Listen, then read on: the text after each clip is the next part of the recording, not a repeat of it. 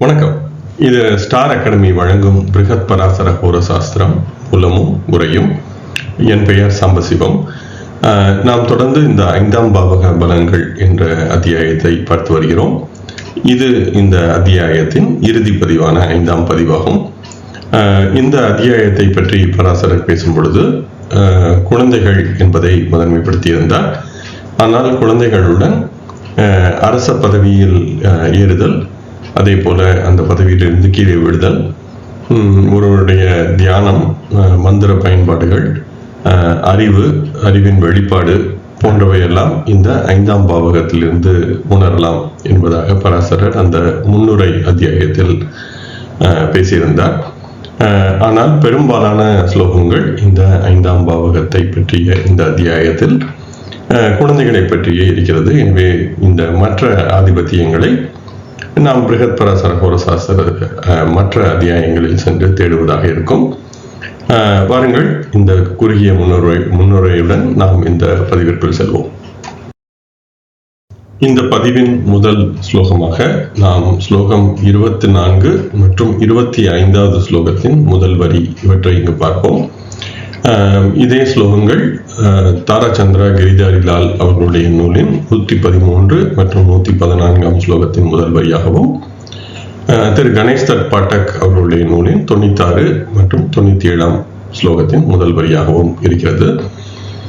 சதுர்த்தே பாப சம்யுக்தே ஷஷ்டபாவே ததைவஹி சுதேஷே பரமோச்சஸ்தே லக்னேஷேன சமன்விதே காரகே சுப சம்யுக்தே தச சஞ்ஞாஸ்து சுனவக.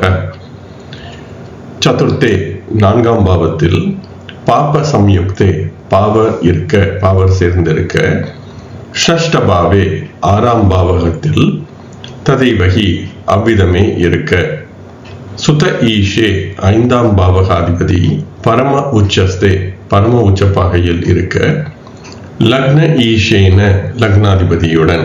லக்ன ஈச என்பது லக்னாதிபதி என்பதை சொல்கிறது. ஈஷ என்றால் பொதுவாக அதிபதி என்பதாக இந்த பிருகத் பராசர ஹோரசாஸ்திரத்தில் நாம் உணர முடியும்.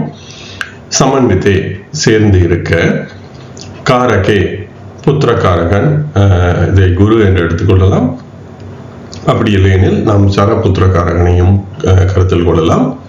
சுப சம்யுக்தே சுபருடன் சேர்ந்து இருக்க, தச சங்கிய 10 என்ற எண்ணிக்கையில் 10 குழந்தைகள், அஸ்து சுனவக குழந்தைகள் இருக்கும்.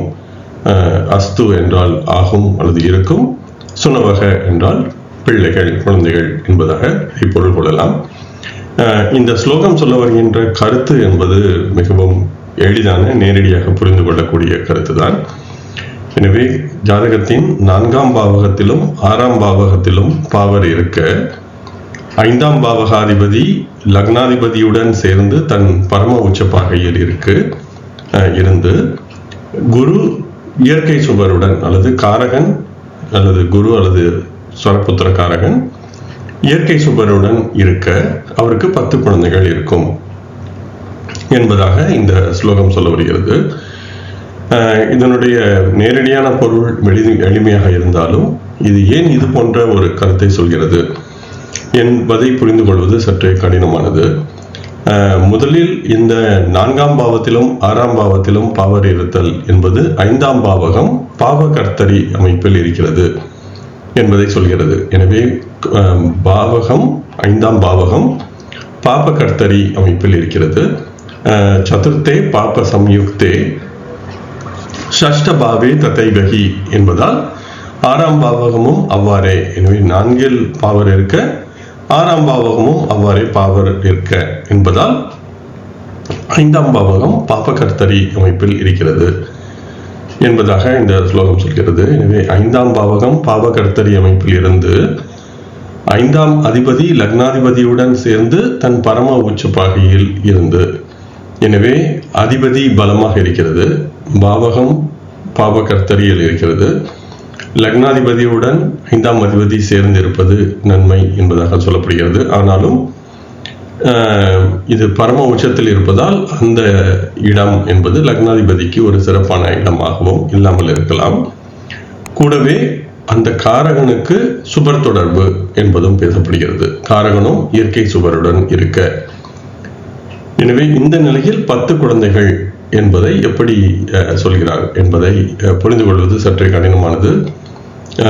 எனவே இந்த 10 குழந்தைகளால் அவருக்கு பிரச்சனைகள் ஏதேனும் வருமா? எனவேதான் அந்த பாவகம் பாவகர்த்தரியில் இருப்பது என்பதால் குழந்தைகள் நிறைய இருக்கும், ஆனால் அந்த குழந்தைகள் மூலம் தொல்லைகள் இருக்கும் என்ற விதமாக இதை புரிந்து கொள்ளலாமா என்றெல்லாம் நான் சிந்தித்து பார்த்தேன். ஆனாலும் இதற்கு ஒரு தெளிவான விளக்கம் என்பது எனக்கு தெரியவில்லை. ஏனெனில் இப்பொழுது 5ஆம் பாவகத்தில் சுபர் தொடர்பு இருந்து என்பதாக இந்த ஸ்லோகம் சொல்லப்பட்டிருந்தால் இதில் எந்த விதமான குழப்பமும் இருக்காது. ஆனால் பாவகம் பாவகர்த்தரியில் இருந்து அந்த பாவகத்தின் அதிபதி உச்சராசியில் லக்னாதிபதியுடன் இருந்து காரகனும் சுபர் தொடர்பில் இருந்தால் 10 குழந்தைகள் என்று ஏன் சொல்ல வேண்டும் என்ற கேள்விக்கு எனக்கு இன்னும் முழுமையான விடை கிடைக்கவில்லை. உங்களுக்கு ஏதேனும் இது பற்றி கருத்துக்கள் தோன்றினால் சொல்லுங்கள். ஆனால் என்னை பொறுத்தவரையில் இது போன்ற 10 குழந்தைகள் பிறந்தாலும் அந்த பாவகம் என்பது பாபகர்த்தரி அமைப்பில் இருப்பதால் இது அவருக்கு இந்த நாள் பிரச்சனைகள் ஏற்பட வாய்ப்பிருக்கிறது என்பதாகவே நான் இதை புரிந்து கொள்கிறேன். ஆனால் இந்த ஸ்லோகம் அது பற்றி எதுவும் நேரடியாக சொல்லவில்லை. இன்னொரு முக்கியமான கருத்து இந்த ஸ்லோகத்திலிருந்து என்றால், பொதுவாக குருவை நாம் முழுமையான சுபர் என்பதாக கருதுகிறோம். எனவே இப்பொழுது குருவை நாம் புத்திரகாரகன் என்று எடுத்துக்கொண்டால் இந்த ஸ்லோகத்தில் குரு வலிமையாக இருந்தால், குரு தன் ஆட்சி அல்லது உச்சத்தில் இருந்தால் அல்லது ஷட்பலம் பொருந்தி இருந்தால் என்பதாக இந்த ஸ்லோகம் சொல்லியிருக்க வேண்டும். காரகன் வலிமையாக இருந்தால் என்பதாக இந்த ஸ்லோகம் முடித்திருக்க வேண்டும். ஆனால் காரகன் சுப சம்யுக்தே என்பதாக சொல்கிறது. குரு இன்னொரு சுபருடன் சேர்ந்து இருந்தால் என்பதாக இது புரிந்து கொள்ளப்படலாம். எனவே குருவே முழு சுபர், அவருக்கு ஏன் இன்னொரு சுபருடன் தொடர்பு இருக்க வேண்டும் என்ற கேள்வி எழுகிறது. எனவேதான் நான் இந்த இடத்தில் காரகன் என்பது சரபுத்திர காரகன் என்பதாகவே இதை கருத வேண்டும். குருவிற்கு இன்னொரு சுபரின் தொடர்பு தேவை இருக்காது. குரு பலமாக இருந்தால் போதுமானது. ஆனால் இப்பொழுது செவ்வாய் சரபுத்திரக்காரகனாக வருகிறது, சந்திரன் சரபுத்திரக்காரகனாக வருகிறது என்றால் அதற்கு இன்னொரு சுபரின் தொடர்பு என்பது மிகவும் இன்றியமையாதது. எனவேதான் இது குரு என்பதாக மட்டும் இல்லாமல் இது சரபுத்திரக்காரகன் என்பதாகவும் இந்த காரகே சுப சம்யுக்தே என்ற அந்த 2 சொல்களில் இருந்து நாம் புரிந்து கொள்ள முடியும். எனவேதான் இது ஸ்திரகாரகனான குருவை மட்டும் நாம் கருத முடியாது, சரகாரகனையும் கருத வேண்டும் என்பதாக நான் இந்த ஸ்லோகத்தில் இருந்து புரிந்து கொள்கிறேன். எனவேதான் நாம் இந்த ஸ்திரகாரகர்களை மட்டுமே பொதுவாக நாம் கருதுகிறோம்.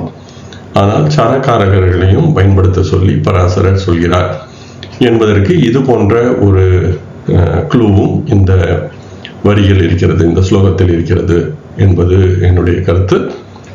இது பற்றி உங்களுக்கு ஏதேனும் கருத்துக்கள் இருந்தால் இது இந்த 5ஆம் பாவகம் பாவகர்த்தரியில் ஏன் இருக்க வேண்டும் என்பதற்கு உங்களுக்கு ஏதேனும் மாற்று கருத்துக்கள் அல்லது வேறு விதமான விளக்கங்கள் இருந்தால் சொல்லுங்கள். நாம் அனைவரும் சேர்ந்து அதை கற்க முடியும். வாருங்கள் தொடர்வோம். தொடர்ந்து நாம் 25வது ஸ்லோகத்தின் 2வது வரி, 26வது ஸ்லோகம் மற்றும் 27ஆம் ஸ்லோகத்தின் முதல் வரி ஆகியவற்றை இங்கு பார்ப்போம். இதே ஸ்லோகங்கள் 114ஆம் ஸ்லோகத்தின் 2ஆம் வரி, 115, 116ஆம் ஸ்லோகத்தின் முதல் வரியாக தாரா சந்திரா அல்லது கிரிதாரி லால் இவர்களுடைய நூலில் இருக்கிறது. திரு கணேசத் பாட்டக் அவர்களுடைய நூலின் 97ஆம் ஸ்லோகத்தின் 2ஆம் வரி, 98 மற்றும் 99ஆம் ஸ்லோகத்தின் முதல் வரி இதிலிருந்து கணேசத் பாட்டக் அவர்களுடைய நூலில் இருக்கிறது.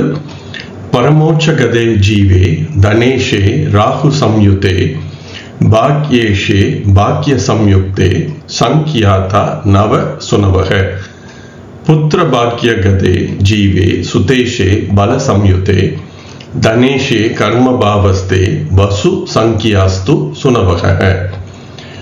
பரம உச்சகதே, பரம உச்சத்தில் சென்ற ஜீவே குரு. எனவே குரு தன் பரம உச்சத்தில் இருந்து தன ஈஷே இரண்டாம் பாவகாதிபதி, தனபாவகம் என்பதன் அதிபதி. எனவே இரண்டாம் பாவகாதிபதி.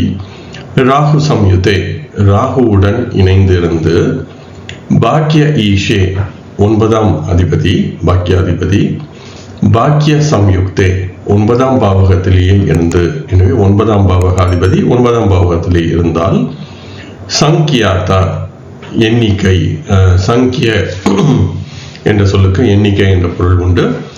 நவ சுனவக 9 குழந்தைகள். எனவே இது போன்ற ஒரு நிலை இருந்தால் அவருக்கு 9 குழந்தைகள் இருக்கும். புத்திர பாக்கிய கதே, புத்திர என்பது 5ஆம் பாவத்தை சொல்லும், பாக்ய என்பது 9ஆம் பாவகத்தை சொல்லும். எனவே 5 அல்லது 9ஆம் பாவகத்தில் சென்ற, கதே சென்ற, ஜீவே குரு. எனவே குரு 5இல் இருக்க வேண்டும் அல்லது 9இல் இருக்க வேண்டும்.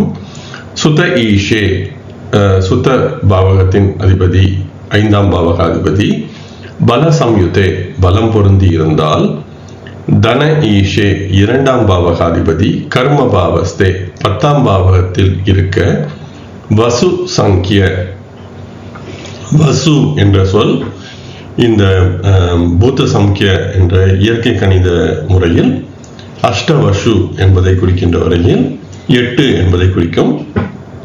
எனவே வசு சங்கிய அஸ்து சுனவக குழந்தைகள் இருக்கும். எனவே இது போன்ற ஒரு நிலை இருந்தால் அவருக்கு 8 குழந்தைகள் இருக்கும் என்பதாக இந்த ஸ்லோகங்கள் சொல்கின்றன. எனவே குரு உச்சத்தில் இருக்க வேண்டும், 2ஆம் பாவகாதிபதி ராகுவுடன் இணைந்திருக்க வேண்டும், 9ஆம் பாவகாதிபதி 9ஆம் பாவகத்தில் இருக்க வேண்டும். இப்படி இந்த 3ம் இருந்தால், இது 1 மட்டும் இருந்தால் என்பதாக கிடையாது, இந்த 3ம் இருந்தால் அவருக்கு 9 குழந்தைகள் பிறக்கும் என்பதாக இந்த முதல் ஸ்லோகம் சொல்கிறது. இந்த எத்தனை குழந்தைகள் என்று பேசுகின்ற இந்த ஸ்லோகங்களில் 2ஆம் பாவகத்திற்கும் ஒரு முக்கியமான ஒரு பாட்டு இருப்பதை நாம் சிந்திக்க முடிகிறது, பங்கு இருப்பதை சிந்திக்க முடிகிறது. எனவே 2ஆம் பாவகாதிபதியின் நிலையும் இந்த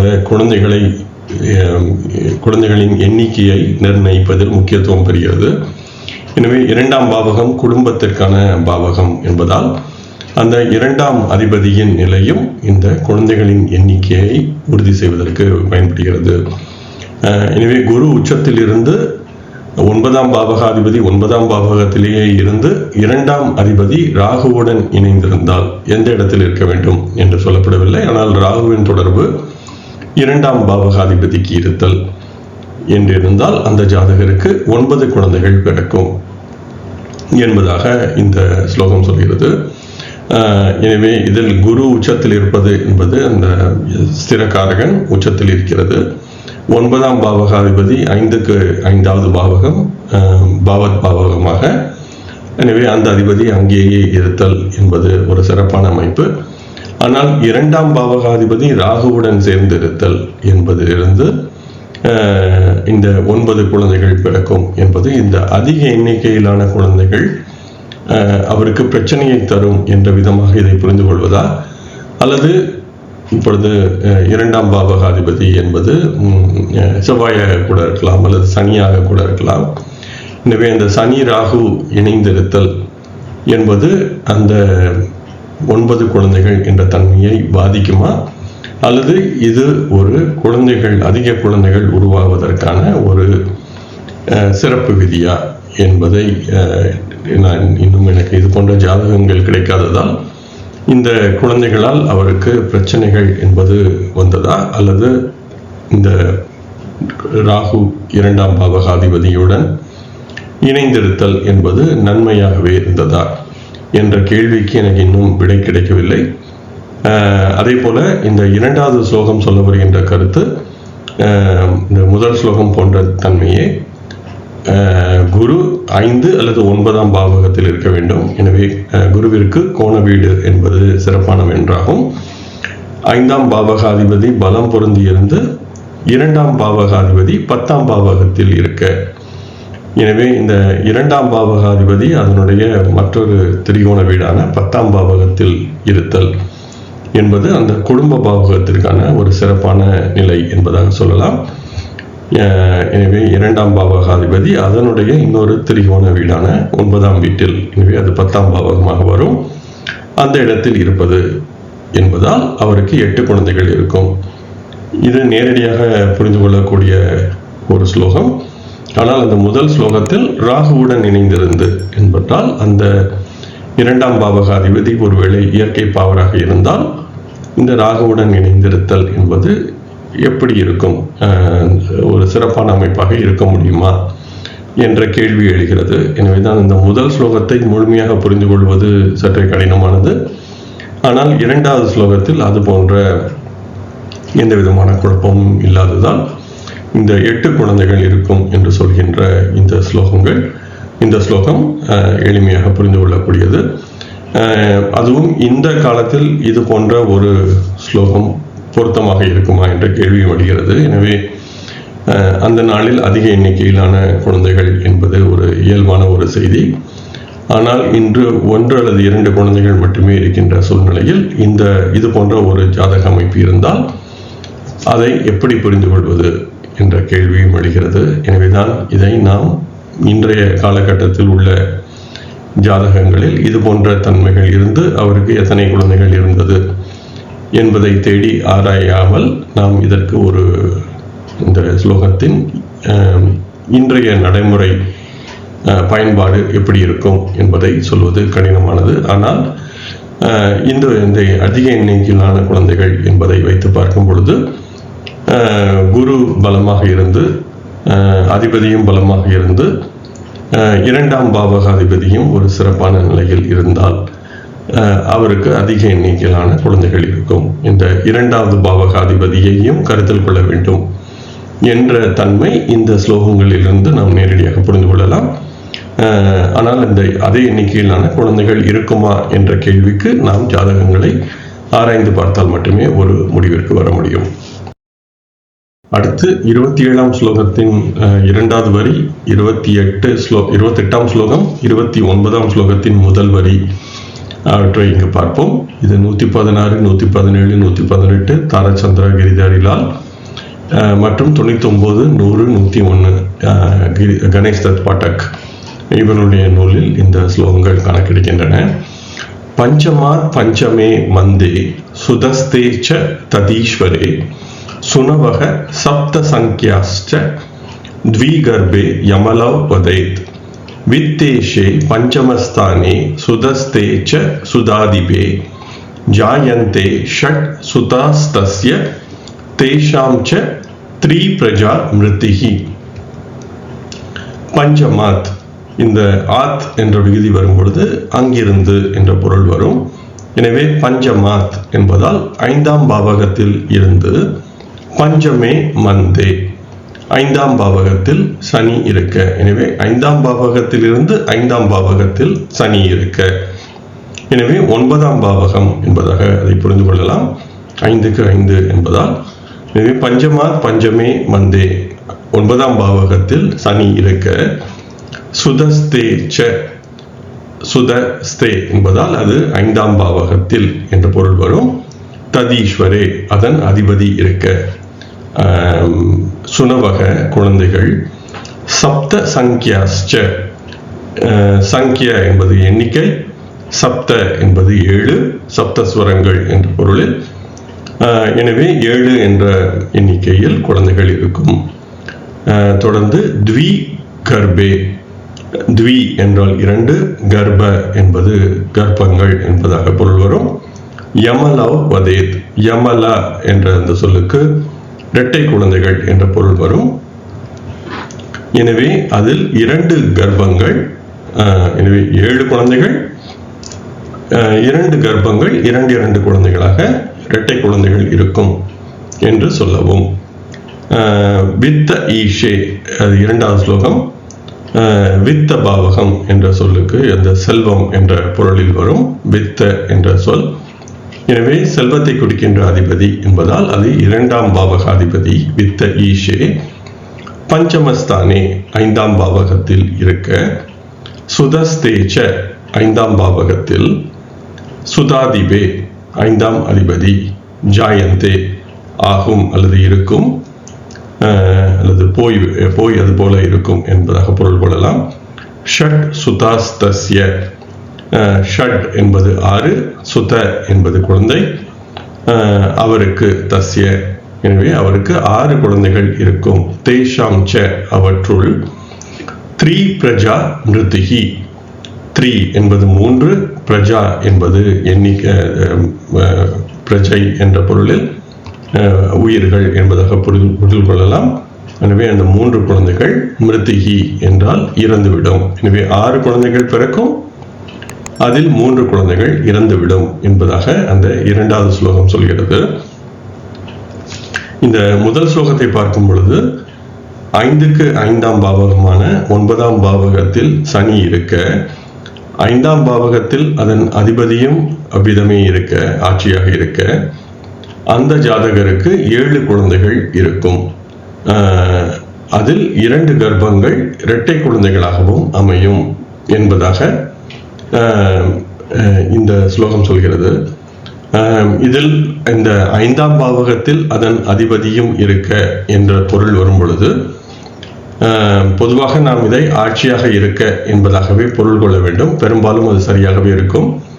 ஆனால் 5ஆம் பாவகத்தில் அதன் அதிபதி ஆட்சியாகத்தான் இருக்க வேண்டும் என்ற தேவையில்லை அதே இடத்தில் இருக்கும் பொழுது. ஏனெனில் இது ராசியை சொல்லவில்லை, பாவகத்தை சொல்கிறது. எனவே இப்பொழுது ஒரு முன்னொரு பாவகத்தின், அதாவது இப்பொழுது மேஷ ராசி என்று எடுத்துக்கொண்டால், இப்பொழுது செவ்வாய் மீனத்தின் இறுதியில் இருக்கும் பொழுது கூட மேஷத்தில் 5ஆம் பாவகம் இருந்தால் செவ்வாய் 5ஆம் பாவகத்திலேயே இருக்க முடியும். எனவே இது அந்த 5ஆம் அதிபதி 5ஆம் பாவகத்தில் இருக்க வேண்டும் என்று மட்டுமே சொல்லப்பட்டுள்ளே தவிர அங்கு ஆட்சியாக இருக்க வேண்டும் என்பதாக சொல்லப்படவில்லை. எனவே ஒரு ராசியின் இறுதியிலோ அல்லது துவக்கத்திலோ அந்த கிரகம் சென்றிருக்கும் பொழுது அது அந்த பாவகத்தில் இருக்கவும் வாய்ப்பிருக்கிறது. எனவே 5ஆம் பாவகத்தில் அதன் அதிபதி இருக்கும் பொழுது பெரும்பாலும் அது ஆட்சியாக இருக்கும். ஆனால் ஆட்சியாகவே இருக்க வேண்டும் என்ற தேவையில்லை என்பதை சொல்வதற்காகவே இந்த கருத்தை நான் மீண்டும் ஒரு முறை வலியுறுத்துகிறேன். இது பற்றி சிந்தித்து பாருங்கள். அதே போல சனி 9ஆம் பாவகத்தில் இருக்கிறது. அப்படி இருக்கும் பொழுது இந்த நிலையில் அவருக்கு 7 குழந்தைகள் பிறக்கும். அதில் 2 கர்ப்பங்கள் இரட்டை குழந்தைகளாக அமையும் என்பதாகவும் சொல்லப்படுகிறது. எனவே இந்த ஸ்லோகத்தை மொழிபெயர்த்தவர்களில் இந்த த்வி கர்ப்பே என்பது 2 குழந்தைகள் யமலா வதைத் இரட்டை குழந்தைகளாக இருக்கும். எனவே ஒரே ஒரு இரட்டை குழந்தைகள் பிறப்பு என்பதாக இதை மொழிபெயர்த்திருக்கிறார்கள். அதாவது த்வி கர்ப்பே என்பதால் 2 கர்ப்பங்கள் யமலா இரட்டைகள் என்பதாக அதை புரிந்து கொண்டு ஒரே ஒரு கர்ப்பம் மட்டுமே இரட்டை குழந்தைகளாக இருக்கும் என்பதை ஹிந்தியில் எழுதியவர்களும் ஆங்கிலத்தில் உள்ள கிரீஷன் சர்மா போன்றவர்களும் இது ஒரு இரட்டை கர்ப்பம் என்பதாக இதை மொழிபெயர்த்திருக்கிறார்கள். ஆனால் கர்ப்பம் என்பது அந்த தாயின் வயிற்றில் குழந்தை இருப்பதை சொல்கிறது. இங்கு தெளிவாகவே த்வி கர்ப்பே என்பதாக எழுதப்பட்டுள்ளது. எனவே 2 கர்ப்பங்கள், இரட்டை குழந்தைகள் இருந்தாலுமே அது ஒரே கர்ப்பமாகவே கருதப்படும். எனவே ஒரு பெண் கருவுற்றிருந்தால் அது கர்ப்பம் அடைந்திருக்கிறார் என்றுதான் சொல்வோம். அது இரட்டை குழந்தைகள் ஆனாலும் சரி, 3 குழந்தைகள் இருந்தாலும் சரி, அதை ஒரே கர்ப்பமாகவே நாம் கருதுகிறோம். எனவே இது த்வி கர்ப்பே என்று சொல்வதால் 2 கர்ப்பங்கள் என்றுதான் இதை புரிந்து கொள்ள வேண்டும். யமலா என்பதால் அது இரட்டைகள் என்பதால் இதற்கு சரியான மொழிபெயர்ப்பு 2 கர்ப்பங்கள் இரட்டை குழந்தைகளாக அமையும் என்பதால் 4 குழந்தைகள் இரட்டையர்களாக இருப்பார்கள்.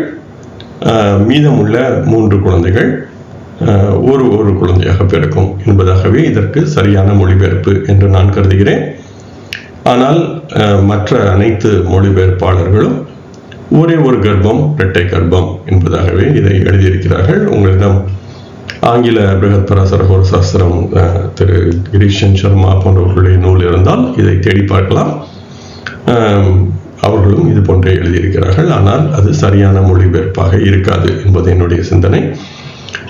அதே போல இந்த 2ஆம் பாவகாதிபதி 5ஆம் பாவகத்தில் இருத்தல், என்று சொல்லும் பொழுது அந்த 5ஆம் பாவகத்திற்கான கர்மாதிபதி 2ஆம் பாவகாதிபதியாக வரும். அந்த 2ஆம் பாவகாதிபதி 5ஆம் பாவகத்தில் இருந்து 5ஆம் பாவகாதிபதியும் அங்கேயே இருக்க அந்த ஜாதகருக்கு 6 குழந்தைகள் பிறக்கும். ஆனால் அதில் 3 குழந்தைகள் இறந்துவிடும் என்பதாக இந்த ஸ்லோகம் சொல்கிறது. எனவே இந்த ஸ்லோகத்தையும் முழுமையாக புரிந்து கொள்வது என்பது சற்றே கடினமானது. எனவே இப்பொழுது 5ஆம் பாவகாதிபதி அங்கேயே இருத்தல் என்பது குழந்தைகளுக்காக ஒரு சிறப்பான நிலை. ஆனால் அதனுடன் கர்மாதிபதியான அந்த 5ஆம் பாவகத்திற்கு கர்மாதிபதியான 2ஆம் பாவகாதிபதி சேர்வது அந்த 3 குழந்தைகள் இறந்துவிட காரணமாக ஏன் அமைகிறது? எனவே பொதுவாக 10ஆம் அதிபதி என்பது சேரும் பொழுது நன்மையாகவே அதை கருத வேண்டும். ஆனால் இந்த இடத்தில் அந்த 10ஆம் அதிபதி 5க்கு 10ஆம் அதிபதி அந்த பாவகத்தில் அதன் அதிபதியாக சேர்ந்திருக்கும் பொழுது இந்த நிலை மட்டுமே 3 குழந்தைகள் இறந்துவிட ஏன் காரணமாக அமைகிறது என்பதும் சற்றே புரிந்து கொள்ள கடினமானது. உங்களுக்கு இது பற்றி ஏதேனும் கருத்துக்கள் தோன்றினால் சொல்லுங்கள்.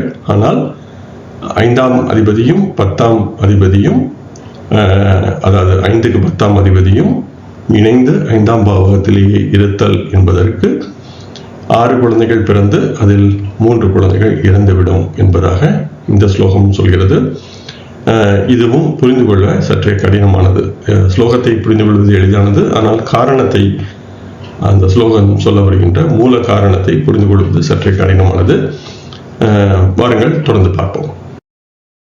தொடர்ந்து நாம் 29வது ஸ்லோகத்தின் 2வது வரியும் 30வது ஸ்லோகத்தின் முதல் வரியையும் பார்ப்போம்.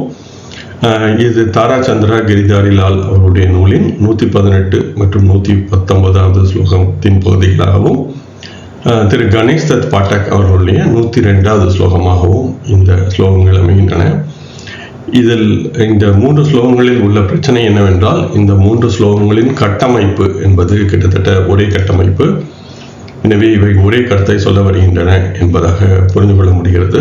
ஆனால் இதில் அமைந்துள்ள சொற்களின் வேறுபாடு வெவ்வேறு பொருளை தருகிறது. எனவேதான் இந்த 3 ஸ்லோகங்களையும் ஒரே பகுதியில் தந்திருக்கிறேன், ஒரே பக்கத்தில் தந்திருக்கிறேன். ஆனாலும் இந்த 3ம் சொல்ல வருகின்ற கருத்துக்கள் வெவ்வேறு. ஆனால் இந்த 3 ஸ்லோகங்களின் வெவ்வேறு நூல்களில் இருந்து எடுத்த இந்த 3 ஸ்லோகங்களின் கட்டமைப்பு ஒரே விதமாக அமைந்திருக்கிறது. பஞ்சாத் பஞ்சமகே மன்னிக்கவும் மந்தாத் பஞ்சமகே ஜீவே ஜீவாத் பஞ்சமகே ஷனௌ சுதவே பாப சம்யுக்தே புத்திரம் ஏகம் விநிர்திஷேத்.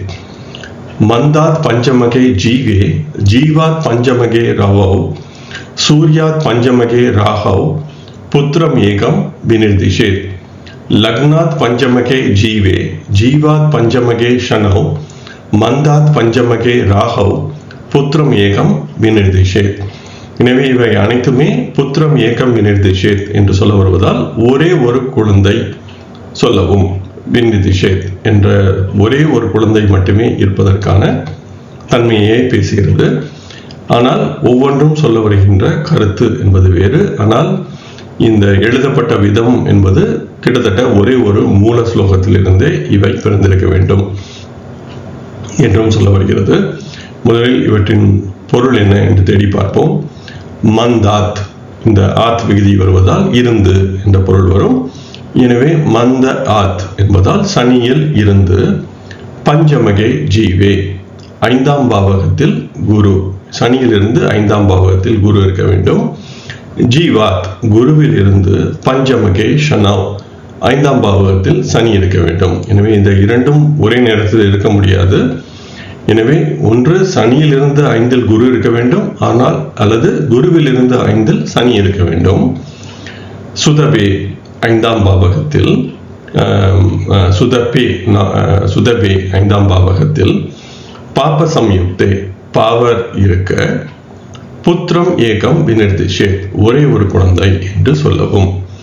அடுத்து நாம் இந்த 2வது ஸ்லோகத்தை பார்க்கும் பொழுது, மந்தாத் பஞ்சமகே ஜீவே சனியில் இருந்து 5ஆம் பாவகத்தில் குரு, ஜீவாத் பஞ்சமகே ரவவ் குருவில் இருந்து 5ஆம் பாவகத்தில் சூரியன், ரவவ் என்பதால் அது சூரியனை சொல்கிறது.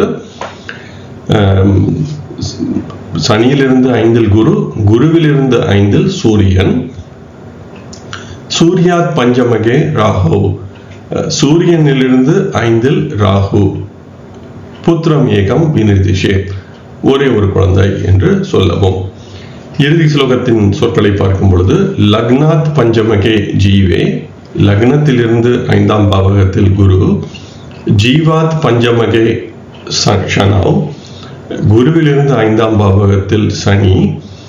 மந்தாத், சனியில் இருந்து பஞ்சமகே ராகவ், 5ஆம் பாவகத்தில் ராகு. இப்படி இருந்தால் புத்திரம் ஏகம் விநிர்திஷே, ஒரே ஒரு குழந்தை என்று சொல்லவும் என்பதாக இந்த ஸ்லோகம் சொல்ல வருகின்ற சொற்களின் பொருள் இருக்கிறது. எனவே இந்த 3 ஸ்லோகங்களையும் தனித்தனியாக புரிந்து கொள்வோம். இது அனைத்துமே இந்த பஞ்சமகே என்ற சொல்லை பொருள்வதால் அந்த முதல் கிரகத்தில் இருந்து உள்ள திரிகோணங்களை பற்றி பேசுகிறது. எனவே முதல் ஸ்லோகத்தை பார்க்கும் பொழுது சனியில் இருந்து 5ஆம் பாவகத்தில் குரு இருக்க வேண்டும். எனவே இப்பொழுது சனியில் இருந்து 5ஆம் பாவத்தில் குரு இருக்க வேண்டும், அல்லது குருவில் இருந்து 5ஆம் பாவகத்தில் சனி இருக்க வேண்டும் என்பதாக அந்த முதல் ஸ்லோகம் சொல்ல வருகிறது. பொதுவாக நாம் இது சென்ற சில அத்தியாயங்களுக்கு முன்பு உள்ள ஒரு அத்தியாயத்தில் இந்த ஸ்லோகத்தை பார்த்தோம். இது கிட்டத்தட்ட அந்த வர்க்கங்களை பற்றி பேசுகின்ற அத்தியாயத்தில் பார்த்தோம் என்று நினைக்கிறேன். ஒரு பாவத்தின் பலனை பார்ப்பதற்கு அந்த எப்படி நாம் அந்த லக்னத்திலிருந்து உள்ள பாவகத்தை பார்க்கிறோமோ அந்த காரகனிலிருந்து உள்ள பாவகத்தையும் பார்க்க வேண்டும் என்பதாக பராசரர் சொல்லியிருந்தார். இப்பொழுது குழந்தையை பற்றி பார்க்க வேண்டும் என்றால் லக்னத்திலிருந்து 5ஆம் பாவகத்தை எப்படி பார்க்கிறோமோ அதே போல குருவிலிருந்து 5ஆம் பாவகத்தையும் பார்க்க வேண்டும். இப்பொழுது அம்மாவை பற்றி நாம் பலன் தேட வேண்டும் என்றால் லக்னத்திலிருந்து 4ஆம் பாவகத்தை எப்படி பார்க்கிறோமோ சந்திரனிலிருந்து 4ஆம் பாவகத்தை பார்க்க வேண்டும். மனைவியை பற்றி அல்லது கணவனை பற்றி ஆராய்வதற்கு லக்னத்திலிருந்து 7ஆம் பாவகத்தை எப்படி பார்க்கிறோமோ அதே போல சுக்கிரனிலிருந்து 7ஆம் பாவகத்தையும் ஆராய வேண்டும் என்பதாக அந்த ஸ்லோகத்தில் பராசரர் சொல்லியிருந்தார். இது அதே போன்ற ஒரு கருத்தையே இந்த ஸ்லோகமும் சொல்ல வருகிறது. சனியிலிருந்து 5ஆம் பாவகத்தில் குரு என்று இருக்கும் பொழுது குருவிலிருந்து 9வது பாவகத்தில் சனி இருக்கும்.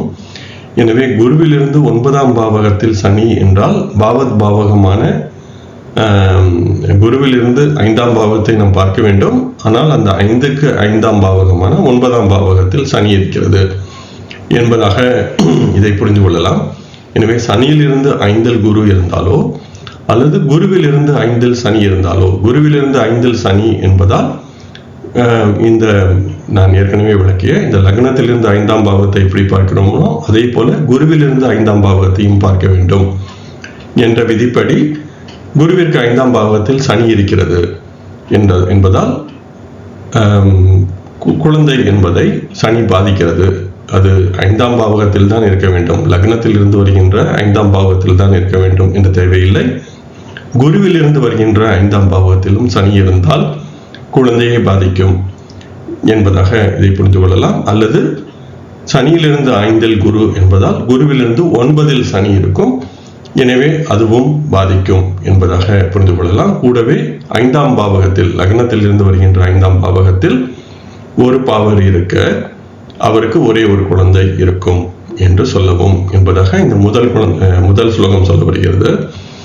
இந்த 2வது ஸ்லோகத்தை பார்க்கும் பொழுது சனியிலிருந்து 5ஆம் பாவகத்தில் குரு இருக்கிறது. எனவே குருவிலிருந்து 9ஆம் பாவகத்தில் சனி இருக்கலாம். அப்படி இருக்கும் பொழுது குருவிலிருந்து 5இல் சூரியன் இருக்க, எனவே இப்பொழுது குருவிலிருந்து 5இல் சூரியன் என்றால் சூரியன் ஒரு பாவர் என்பதால் குருவிலிருந்து வருகின்ற 5ஆம் பாவகத்தில் ஒரு பாவர் இருக்கிறது. அதே போல சூரியனிலிருந்து 5ஆம் பாவகத்தில் ராகு இருக்க என்பதால் குருவிலிருந்து 9ஆம் பாவகத்திலும் ராகு இருக்கும், அவருக்கும் ஒரு குழந்தை என்று சொல்லவும். இந்த இடத்திலும் நாம் முக்கியமாக இன்னொரு கருத்தை பேச வேண்டும். இப்பொழுது சனியிலிருந்து 5இல் குரு இருக்கும் பொழுது குருவிலிருந்து 9இல் ராகு இருக்கும் பொழுது சனி ராகு இணைவு என்பது வருவதற்கு வாய்ப்பு இருக்கிறது. ஆனால் இந்த இடத்தில் அது சனி ராகு இணைவு என்று நேரடியாக சொல்லவில்லை. ஏனெனில் இந்த நீங்கள் ஏதேனும் ஒரு ஜாதக கட்டத்தில் இந்த கிரக அமைப்புகளை எழுதி பார்த்தால் உங்களுக்கு நேரடியாக சனி ராகு இணைவு இருக்கிறது என்பதாக உங்களுக்கு தோன்றும். எனவேதான் இந்த இடத்தில் இந்த கிரகத்தில் இருந்து என்று சொல்லும் பொழுது அந்த கிரகத்தை நடுவாக வைத்து ஒரு பாவக சக்கரம் வரைய வேண்டும். சம பாவகங்கள் 30 பாகைகள் கொண்ட பாவக சக்கரத்தை அந்த கிரகத்தை மையமாக வைத்து வரைய வேண்டும். அப்படி வரைந்தால் சனி ராகு இணைவு இருக்க வேண்டும் என்ற தேவை கிடையாது. ஏனெனில் இப்பொழுது சனியிலிருந்து 5ஆம் பாவகத்தில் குரு என்று சொல்லும் பொழுது குரு அந்த சனியிலிருந்து வருகின்ற பாவகத்தின் நடு பகுதியில் இருக்க வேண்டும் என்ற தேவையில்லை. துவக்கத்தில் கூட இருக்கலாம் அல்லது இறுதியில் இருக்கலாம். இப்பொழுது குருவிலிருந்து 5ஆம் பாவகத்தில் சூரியன் என்று சொல்லும் பொழுது குருவை மையமாக வைத்து மற்றொரு பாவ சக்கரம் வரைந்து அங்கு 5ஆம் பாவகத்தில் சூரியன் இருக்கிறதா என்று பார்க்க வேண்டும். எனவேதான் அல்லது நேரடியாக இத்தனை பூடகமாக இந்த கருத்தை சொல்லாமல் சனி ராகு இணைந்து 9இல் இருந்தால் என்பதாக நேரடியாக சொல்லிவிட்டு போயிருந்திருக்கலாம். இது போன்ற சனியிலிருந்து 5இல் குரு, குருவிலிருந்து 5இல் சூரியன், சூரியனிலிருந்து 5இல் ராகு என்பதாக இத்தனை ஒரு விளக்கமாக இந்த ஸ்லோகங்கள் பேச வேண்டிய தேவையில்லை. எனவே ஒரு கிரகத்தில் இருந்து இத்தனையாவது பாவகத்தில் இன்னொரு கிரகம் என்று சொல்லும் பொழுது அந்த பாவக சக்கரத்தை வரைந்து பார்த்தால் மட்டுமே இதற்கான பொருள் என்பது நமக்கு கிடைக்கும். எனவேதான் இந்த ஸ்லோகங்கள் இது போன்ற பாவக சக்கரங்கள் வரைந்து நாம் பார்க்க வேண்டும் என்பதை சொல்கின்றன. இல்லையெனில் நேரடியாகவே குருவுக்கு 9, குருவுக்கு 5இல் சூரியன், குருவிற்கு 9இல் சனி ராகு இருந்தால் என்பதாக மிகவும் எளிதாக இந்த ஸ்லோகங்கள் சொல்லிவிட்டு போயிருந்திருக்கலாம். இத்தனை விரிவாக பேச வேண்டிய தேவை இருந்திருக்காது. எனவே இதையும் நாம் சிந்திக்க வேண்டும். அந்த இறுதி ஸ்லோகத்தை பார்க்கும் பொழுது லக்னத்திலிருந்து 5இல் குரு, குருவிலிருந்து 5இல் சனி, சனியிலிருந்து 5ஆம் பாவகத்தில் ராகு, இதுவும் அந்த 1, 5, 9 என்ற இந்த 3 பாவங்களை பற்றியே பேசுகிறது. எனவே இந்த 5இல் குரு இருத்தல் என்பது அல்லது 9இல் குரு இருத்தல் என்பது அந்த குழந்தை இருக்கும் என்பதை காட்டுகிறது.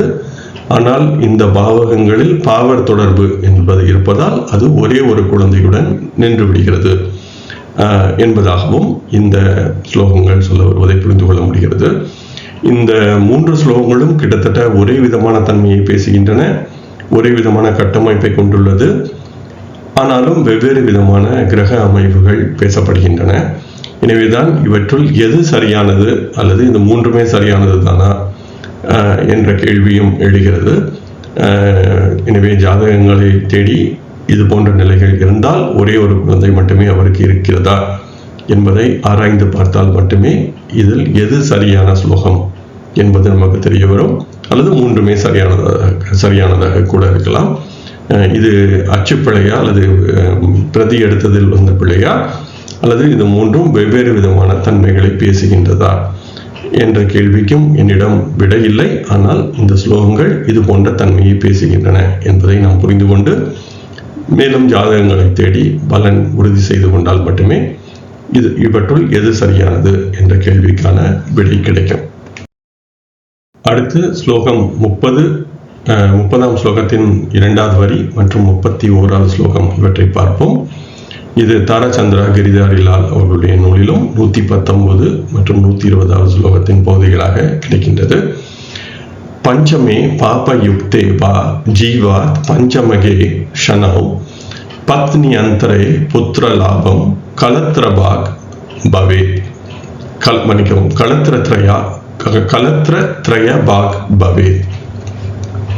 பஞ்சமே 5ஆம் பாவகத்தில் பாபயுக்தேவா இயற்கை பாவர் இருந்தாலோ, பாப்ப என்பது இயற்கை பாவரை சொல்கிறது, யுக்த என்பது சேர்தலை சொல்கிறது. எனவே 5ஆம் பாவகத்தில் இயற்கை பாவர் இருந்தாலோ, வா என்பது இது ஒரு நிபந்தனை, அடுத்து இன்னொரு நிபந்தனை என்பதாக பேசலாம். இது இருந்தால் சரி, அப்படி இல்லை என்றால் இன்னொரு நிபந்தனை.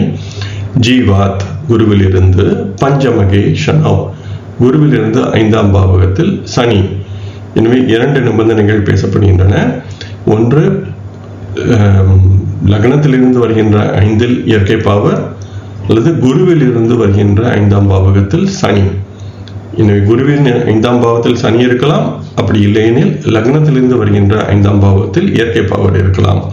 இந்த இரண்டில் எது ஒன்று இருந்தாலும் பத்னி அந்தரே, முதல் மனைவி இல்லாத மற்ற மனைவிகளால், இந்த பத்னி அந்தரே என்பதாக எழுதப்பட்டுள்ளது. அதை பத்னி அந்தரே என்பதாக பிரிக்கலாம். பத்னி என்பது மனைவியை சொல்கிறது. இந்த அந்தரே என்ற சொல்லுக்கு மற்ற மனைவிகள் என்ற பொருள் வரும். அப்படி இல்லையெனில் நடு மனைவி என்பதாக பொருள் கொள்ளலாம், அல்லது இந்த முதல் மனைவி இல்லாத அடுத்த மனைவி என்பதாக இதை பொதுவாக புரிந்து கொள்ளலாம்.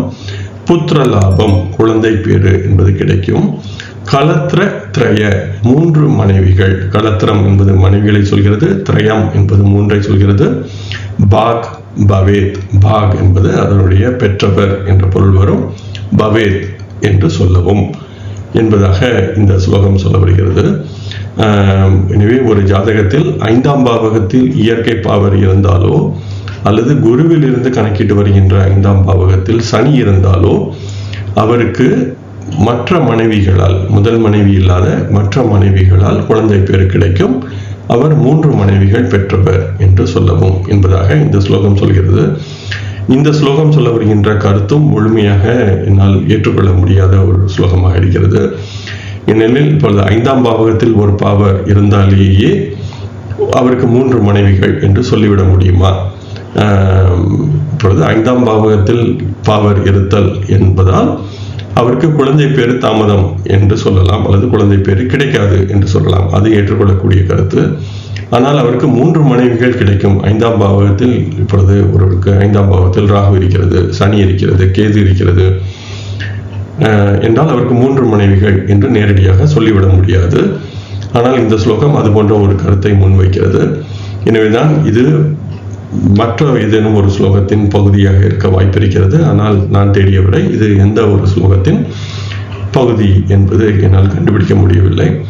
ஆனால் 5ஆம் பாவகத்தில் பாவர் இருந்தாலேயே ஒருவருக்கு 3 மனைவிகள் என்று சொல்லிவிட முடியாது. அதே போல குருவிற்கு 5இல் பாவர் சனி இருந்தால், குருவிற்கு 5இல் சனி இருப்பது என்பது குழந்தை இல்லாத தன்மை என்பதை காட்டுகிறது. அது ஏற்றுக்கொள்ளக்கூடிய கருத்து. அதனால் அவர் முதல் மனைவியை மணந்து குழந்தை இல்லாத காரணத்தால் 2வது மனைவியை மணப்பதற்கும் வாய்ப்பு இருக்கிறது என்று கருதலாம். ஆனால் 3 மனைவிகள் என்று ஏன் சொல்ல வர வேண்டும் என்ற கேள்வியும் எழுகிறது. எனவே இந்த 3 மனைவிகளுக்காக இந்த ஒரே ஒரு விதி மட்டும் போதாது என்பது என்னுடைய கருத்து. ஆனால் அவருக்கு இந்த குழந்தை பேர் என்பது தாமதமாகிறது என்பதை இந்த 5ஆம் பாவத்தில் இயற்கை பாவர் இருத்தல் அல்லது குருவிற்கு 5ஆம் பாவகத்தில் சனி இருத்தல் என்பது, அந்த பாவகம் என்பது பாதிக்கப்பட்டுள்ளது என்பதை புரிந்து கொள்ள முடிகிறது. இந்த 3 மனைவிகள் என்ற கருத்து என்பது இந்த ஒரு ஸ்லோகத்தை மட்டும் வைத்து நாம் புரிந்து கொள்ள முடியாது என்பது என்னுடைய சிந்தனை. வாருங்கள் தொடர்ந்து பார்ப்போம். தொடர்ந்து 31ஆம் ஸ்லோகம் 2வது வரி, 32வது ஸ்லோகம் திரு கிரீஷன் சர்மா அவருடைய நூலில் இருந்து. இது 120ஆம் ஸ்லோகத்தின் 2ஆம் வரி மற்றும் 121ஆம் ஸ்லோகமாக தாராச்சந்திரா கிரிதாரிலால் இவர்களுடைய நூல்களில் இருக்கிறது. கணேஷ் தட் பாட்டக் அவர்களுடைய 103ஆம் ஸ்லோகத்தையும் இந்த இடத்தில் தந்திருக்கிறேன். பஞ்சமே பாப சம்யுக்தே ஜீவாத் பஞ்சமகே ஷனௌ லக்னேஷே தனபாவஸ்தே சுதேஷோ பௌம சம்யுக்தः ஜாத்தம் ஜாத்தம் சிசும் ஹந்தி தீர்காயுஷ்ச ஸ்வயம் பவேத். பஞ்சமே பாப சம்யுக்தே குரோஹோ பஞ்சமகே ஷனௌ பஞ்சமே பௌம சம்யுக்தே லக்னேஷே தன சங்கதே ஜாத்தம் ஜாத்தம் விநாசம் ச தீர்காயுஷ்சைவ மாணவக. பஞ்சமே 5ஆம் பாவகத்தில் பாப சம்யுக்தே பாவர் சேர்ந்திருந்து ஜீவாத் குருவில் இருந்து வருகின்ற பஞ்சமகே ஷனௌ 5ஆம் பாவகத்தில் சனி இருக்க லக்னேஷே லக்னாதிபதி தனபாவஸ்தே 2ஆம் பாவகத்தில் இருந்து சுத ஈஷோ 5ஆம் பாவகாதிபதி பௌம சம்யுக்தக செவ்வாயுடன் சேர்ந்து இருக்க ஜாத்தம் ஜாத்தம் சிசும் பிறக்கின்ற ஒவ்வொரு குழந்தையும் ஜாத்தம் ஜாத்தம் என்ற சொல் மீண்டும் மீண்டும் பிறக்கின்ற சிசும் குழந்தைகள். எனவே வருகின்ற ஒவ்வொரு குழந்தையும் ஹந்தி இறக்கும், தீர்காயுஷ்ச ஸ்வயம் ஆனால் ஜாதகர் நீண்ட ஆயுள் கொண்டவர் பவேத் என்று சொல்லவும். எனவே ஜாதகர் நீண்ட ஆயுளுடன் இருப்பார், ஆனால் அவருக்கு பிறக்கின்ற குழந்தைகள் ஒவ்வொன்றும் வரிசையாக இறக்கும் என்பதாக இந்த 31, 32 ஸ்லோகங்கள் பேசுகின்றன. அடுத்து வருகின்ற அந்த 2 ஸ்லோகங்களை பார்க்கும் பொழுது, பஞ்சமே பாப சம்யுக்தே குரோஹோ பஞ்சமகே ஷனௌ. பஞ்சமே பாப சம்யுக்தே 5ஆம் பாவகத்தில் பாவர் சேர்ந்திருந்து, குரோஹோ பஞ்சமகே ஷனௌ குருவிலிருந்து வருகின்ற 5ஆம் பாவகத்தில் சனி இருந்து, பஞ்சமே 5ஆம் பாவகத்தில் பௌம சம்யுக்தே செவ்வாய் இருக்க, லக்ன ஈஷ லக்னாதிபதி தனசங்கத்தே 2ஆம் பாவகத்தில் இருக்க, ஜாத்தம் ஜாத்தம் பிறக்கின்ற ஒவ்வொரு குழந்தையும் விநாசம் ச அழியும், தீர்காயுஷ்ச ஏவ மாணவக ஆனால் ஜாதகர் நீண்ட ஆயுளை கொண்டவர் என்பதாக இந்த ஸ்லோகங்கள் பேசுகின்றன. எனவே இது தொடர்ந்து குழந்தைகள் பிறந்தாலும் அந்த குழந்தைகள் இறந்து விடுகின்ற தன்மை என்பதை இந்த ஸ்லோகங்கள் பேசுகின்றன. எனவே இந்த சென்ற பக்கத்தில் பார்த்த ஸ்லோகத்தை போலவே 5ஆம் பாவகத்தில் பாவர் இருத்தல், கூடவே குருவிலிருந்து வருகின்ற 5ஆம் பாவகத்திலும் பாவர் இருத்தல். சென்ற ஸ்லோகத்தில் பார்த்த ஸ்லோகத்தில் 5ஆம் பாவகத்தில் பாவர் இருக்கலாம் அல்லது குருவிலிருந்து வருகின்ற 5ஆம் பாவகத்தில் பாவர் இருக்கலாம் என்ற 2இல் 1 என்ற தன்மை பேசப்பட்டது. ஆனால் இந்த ஸ்லோகங்களில் 2லுமே பாவர் இருத்தல், லக்னத்திற்கு 5ஆம் பாவகத்தில் பாவர், குருவிலிருந்து வருகின்ற 5ஆம் பாவகத்திலும் பாவர் என்று 2லுமே பாவர் இருத்தல் என்பதை இந்த ஸ்லோகங்கள் பேசுகின்றன. எனவே இப்போ லக்னத்திலிருந்து வருகின்ற 5ஆம் பாவகம் மட்டும் பாதிக்கப்பட்டு குருவிலிருந்து வருகின்ற 5ஆம் பாவகம் பாதிக்கப்படாமல் இருந்தால் குறைந்தது ஒரு குழந்தை இருக்கும் என்று சொல்லலாம். ஆனால் இந்த 2மே பாதிக்கப்பட்டிருந்தால் குழந்தை என்பது இருக்காது என்ற தன்மையில் இந்த ஸ்லோகங்கள் 2மே பாதிக்கப்பட்டிருத்தல் என்பதை பேசுகின்றன. எனவே 5ஆம் பாவகத்தில் பாவர், குருவிலிருந்து வருகின்ற 5ஆம் பாவகத்தில் சனி. எனவே இந்த 5ஆம் பாவகம் என்பது முழுமையாக பாதிக்கப்பட்டுள்ளது. கூடவே லக்னாதிபதி 2ஆம் பாவகத்தில் இருத்தல் என்ற தன்மையை பார்க்கும் பொழுது, லக்னாதிபதி என்பது 5ஆம் பாவகத்திற்கு 9ஆம் பாவகாதிபதி ஆவார். எனவே அந்த 9ஆம் பாவகாதிபதி அதன் 10ஆம் பாவகத்தில் சென்று இருக்கும் பொழுது, எனவே அது 2ஆம் பாவகத்தில் இருக்கும் பொழுது இந்த 9-10 தொடர்பு என்பது 5ஆம் பாவகத்தில் இருந்து வருகின்ற 9-10 தொடர்பு என்பது வருகிறது. அது தர்மகர்மாதிபதி அமைப்பு என்பதால் அவருக்கு குழந்தை என்பது பிறக்கிறது. கூடவே லக்னாதிபதி 2ஆம் பாவகத்தில் இருக்கும் பொழுது லக்னாதிபதி 8ஆம் பாவத்தை பார்க்கும். எனவே இப்பொழுது 8ஆம் பார்வை 7ஆம் பார்வையாக பார்க்கும்.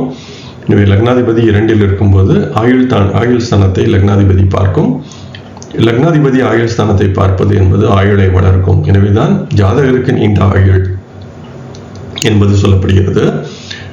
எனவே எந்த ஒரு கிரகம் லக்னாதிபதியாக இருந்தாலும் அது 2இல் இருக்கும் பொழுது அது 7ஆம் பார்வையாக 8ஆம் பாவத்தை பார்க்கும் என்பதால் ஜாதகருக்கு நீண்ட ஆயுள் என்பது சொல்லப்படுகிறது. கூடவே 5ஆம் பாவகாதிபதிக்கு செவ்வாயுடன் தொடர்பு என்று வருவதால் இந்த செவ்வாய் என்பது மற்றொரு பாவர். எனவே ஏற்கனவே 5ஆம் பாவகத்தில் பாவர் இருக்கிறது. 5ஆம் பாவகாதிபதிக்கும் செவ்வாயுடன் தொடர்பு, குருவிலிருந்து வருகின்ற 5ஆம் பாவகத்திலும் சனி என்ற இந்த 3 தன்மைகளும் பாதிக்கப்பட்டு லக்னாதிபதி 2ஆம் பாவகத்தில் இருப்பதால் ஜாதகரின் ஆயுளுக்கு எந்த பிரச்சனையும் இல்லை. ஆனால் பிறக்கின்ற ஒவ்வொரு குழந்தையும் இறந்துவிடும் என்பதாக அந்த முதல் ஸ்லோகம் பேசுகிறது.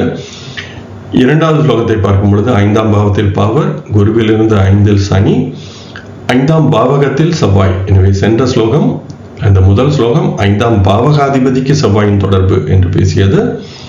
2வது வருகின்ற அந்த ஸ்லோகம் தாராச்சந்திர கிரிதாரி லாலில் 5ஆம் பாவகத்திற்கும் செவ்வாய் தொடர்பு, லக்னாதிபதி 2ஆம் பாவகத்தில் இருத்தல் என்பதால் ஒவ்வொரு குழந்தையும் அழியும், ஜாதகர் நீண்ட ஆயுளை கொண்டவர் என்பதாக இந்த 2வது ஸ்லோகம் பேசுகிறது. எனவே லக்னத்திலிருந்து 5ஆம் பாவகம், குருவிலிருந்து 5ஆம் பாவகம், ஐந்தாம் பாவகத்திற்கு செவ்வாயும் தொடர்பு, செவ்வாய் இருக்கலாம் அல்லது ஐந்தாம் பாவக அதிபதியுடன் தொடர்பு கொள்ளலாம்.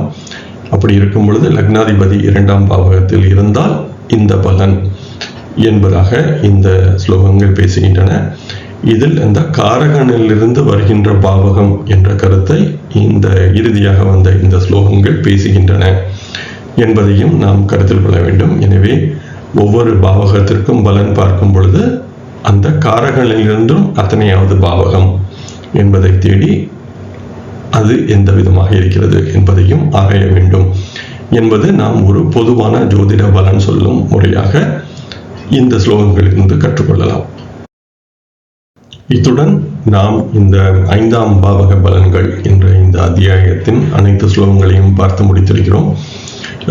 இந்த பதிவில் நாம் பார்த்த ஸ்லோகங்களில் எத்தனை குழந்தைகள் என்பது பற்றி பல்வேறு ஸ்லோகங்கள் பேசின. அதே போல ஒரே ஒரு குழந்தை என்பதையும் நாம் இங்கு இறுதியாக பார்த்தோம். அதே போல தொடர்ந்து குழந்தைகள் இறந்து விடுதல் என்பதற்கான விளக்கமும் பேசப்பட்டது. இதில் முக்கியமாக நாம் கருத்தில் கொள்ள வேண்டியது இந்த காரகனிலிருந்து வருகின்ற பாவகம் என்பது முக்கியத்துவம் பெறுகிறது என்பது நாம் இன்று பொதுவாக பலர் பயன்படுத்தாத ஒரு ஜோதிட பலன் தேடும் முறை. பராசரர் இது பற்றி தெளிவாகவே நமக்கு ஏற்கனவே ஒரு முறை சொல்லியிருந்தார். ஆனால் இதில் இன்று நாம் பார்த்த இந்த ஸ்லோகங்கள் அந்த கருத்தை வலியுறுத்துகின்றன என்ற விதமாக இந்த காரகனிலிருந்து குருவிலிருந்து 5வது பாவகம் என்பது அந்த குழந்தைக்கான பலனை தேடுவதில் முக்கியத்துவம் பெறுகிறது என்பதை இந்த ஸ்லோகங்கள் நமக்கு தெளிவாக எடுத்துரைத்தன. எனவே ஒரு பலன் என்பதை தேடும் பொழுது லக்னத்திலிருந்து எப்படி நாம் பார்க்கிறோமோ அதே போல அந்த காரகனிலிருந்தும் நாம் அத்தனையாவது பாவகம் என்பதை சென்று தேட வேண்டும் என்பதை நாம் இங்கு நிச்சயமாக புரிந்து கொள்ள வேண்டும். அதே போல அந்த 5ஆம் பாவகத்தில் பாவர் இருத்தல் என்பது எத்தனை பாதிப்பு தருமோ அதே போல குருவிலிருந்து 5ஆம் பாவகத்தில் பாவர் என்பதும் அத்தனை பாதிப்பு என்பதை தரும் என்பதையும் நாம் உணர வேண்டும். அதே போல இப்பொழுது மனைவி என்பதை தேடும் பொழுது லக்னத்திலிருந்து 7ஆம் பாவகம் என்று சிந்திக்கும் பொழுது சுக்கிரனிலிருந்து 7ஆம் பாவகத்தையும் ஆராய வேண்டும். இதை நாம் வர்க்கங்களிலும் பார்க்கலாம். இப்பொழுது நவாம்சத்தில் பார்க்கும் பொழுது லக்னத்திற்கு 7ஆம் பாவகம் என்று பார்க்கும் பொழுது நவாம்சத்தில் சுக்கிரன் எங்கிருக்கிறதோ அங்கிருந்து 7ஆம் பாவகம் என்பதையும் நாம் பார்க்க வேண்டும். அதே போல சப்தாம்சத்தில் லக்னத்திற்கு 5ஆம் பாவகம் என்று பார்க்கும் பொழுது குருவில் இருந்தும் 5ஆம் பாவகத்தை சப்தாம்சத்திலும் பார்க்க வேண்டும் என்பது என்னுடைய புரிதல். எனவேதான் இந்த பலன் தேடும் முறை என்பதை இந்த ஸ்லோகங்கள் மிகவும் தெளிவாக எடுத்துரைத்தன. இதற்றையும் நாம் பயன்படுத்தி எவ்வளவு தூரம் நமக்கு இந்த பொதுவான ஜோதிட பலன் தேடும் விதி என்பது பயன்படுகிறது என்பதையும் நாம் ஆராய்ந்து பார்க்கலாம். இத்துடன் இந்த 5ஆம் பாவகம் பற்றிய இந்த பதிவுகள் நிறைவு பெறுகின்றன. அடுத்த பதிவிலிருந்து நாம் இந்த 6ஆம் பாவக பலன்கள் என்ற அத்தியாயத்தை பார்க்க இருக்கிறோம். இத்துடன் இந்த பதிவை நாம் நிறைவு செய்வோம். என்னுடன் இணைந்து நீங்கள் அனைவரும் இந்த பிருகத் பராசர ஹோர சாஸ்திரம் என்ற ஒரு முக்கியமான மூல நூலை கற்கின்ற இந்த முயற்சியில் இணைந்து தொடர்ந்து பயணித்து வருவதற்கு மிக்க நன்றி. வாருங்கள், தொடர்ந்து பயணிப்போம். நன்றி, வணக்கம்.